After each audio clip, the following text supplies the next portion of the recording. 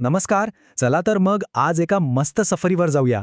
चवींच्या एका मजेदार दुनियेत. आणि आपण आपल्या जिभेची ताकद ओळखणार आहोत एका सोप्या आणि मनोरंजक खेळातून. लाडू आवडतो ना? तो तोंडात टाकताच जी एक गोड चव सगळीकडे पसरते, आहा, तीच गोड चव आपल्यापैकी बहुतेक सगळ्यांनाच खूप आवडते, नाही का? आणि आता विचार करा कारल्याचा. एकदम उलट, बरोबर. कडू. म्हणजे बघा, गोड आणि कडू ह्या दोन्ही चवी आपण अनुभवतो. पण हे सगळं नक्की होतं कसं? तर आज आपण काय काय बघणार आहोत.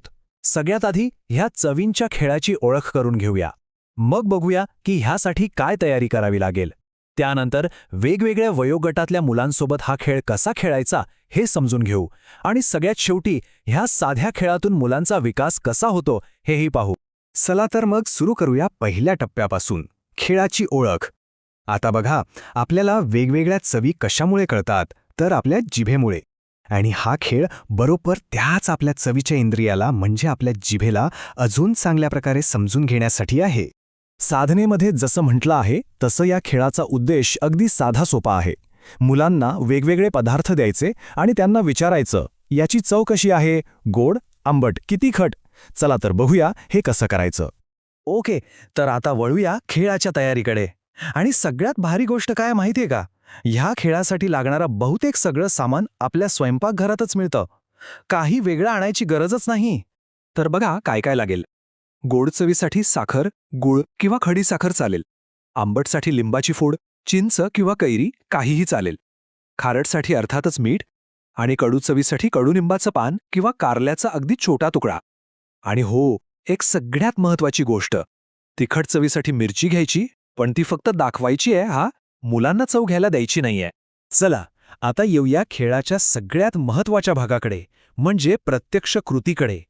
आणि गंमत म्हणजे हा एकच खेळ आपण 3 वेगवेगळ्या वयोगटानुसार थोडा थोडा बदल करून खेळू शकतो. कसं ते बघूया. सगळ्यात आधी अगदी लहान मुलांसाठी, म्हणजे 3 ते 4 वर्षांच्या मुलांसाठी, यांच्यासाठी खेळ एकदम सोपा आहे. त्यांना थोडी साखर द्या आणि विचारा चव कशी आहे.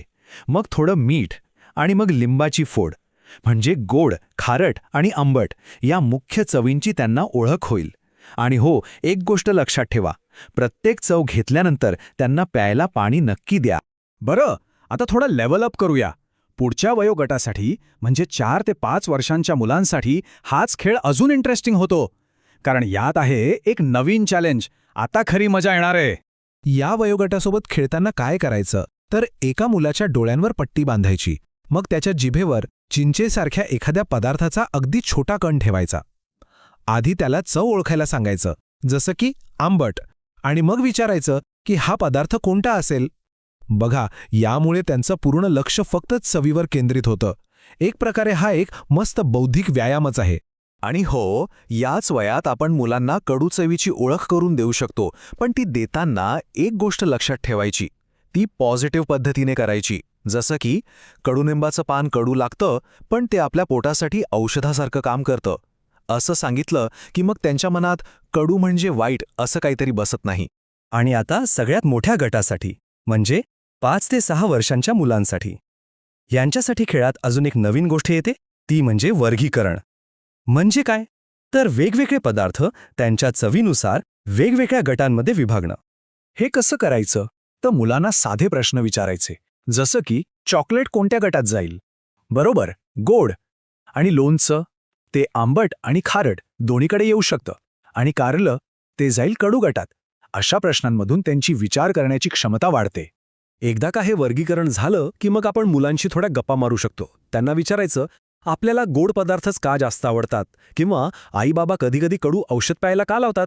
अशा प्रश्नांमधून त्यांच्या आवडीनिवडी तर कळतातच, पण आरोग्याबद्दलची त्यांची समजही वाढायला मदत होते. बरं, तर आत्तापर्यंत आपण हा खेळ कसा खेळायचा हे तर पाहिलं, पण एक साधासा वाटणारा हा खेळ, यातून मुलं नेमकं शिकतात तरी काय? चला आता या खेळातून मिळणाऱ्या धड्याबद्दल, त्याच्या शैक्षणिक मूल्याबद्दल थोडं जाणून घेऊया. तर बघा, हा खेळ खेळण्यामुळे काय काय होतं. पहिलं, मुलांना वेगवेगळ्या चवींची ओळख होते. दुसरं, त्यांची ज्ञानेंद्रिय म्हणजे सेन्सेस जास्त जागरूक होतात. तिसरं, त्यांच्या शब्दसंग्रहात चवींशी संबंधित नवीन शब्दांची भर पडते. आणि चौथं, वर्गीकरण करण्याचं महत्त्वाचं कौशल्य त्यांच्यामध्ये विकसित होतं.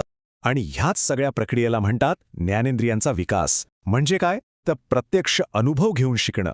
आणि आपल्याला माहीतच आहे की अनुभवातून शिकणं हे सगळ्यात जास्त प्रभावी असतं. हा खेळ बरोबर तेच काम करतो. म्हणजे महत्त्वाचा मुद्दा काय आहे तर चवींचा हा एक साधासा खेळ शिकण्याचा एक खूप मोठं आणि प्रभावी साधन बनू शकतो. खेळ म्हणजे फक्त टाइमपास किंवा मनोरंजन नाही, तर तो शिकण्याचा आणि विकासाचा एक अविभाज्य भाग आहे. आणि हा खेळ त्याचं उत्तम उदाहरण आहे. तर मग आज मुलांसोबत यातला कोणता खेळ खेळणार? त्यांना चवींच्या ह्या अद्भुत दुनियेची सफर घडवून आणायला आपण सगळे तयार आहोत ना? नक्की विचार करा.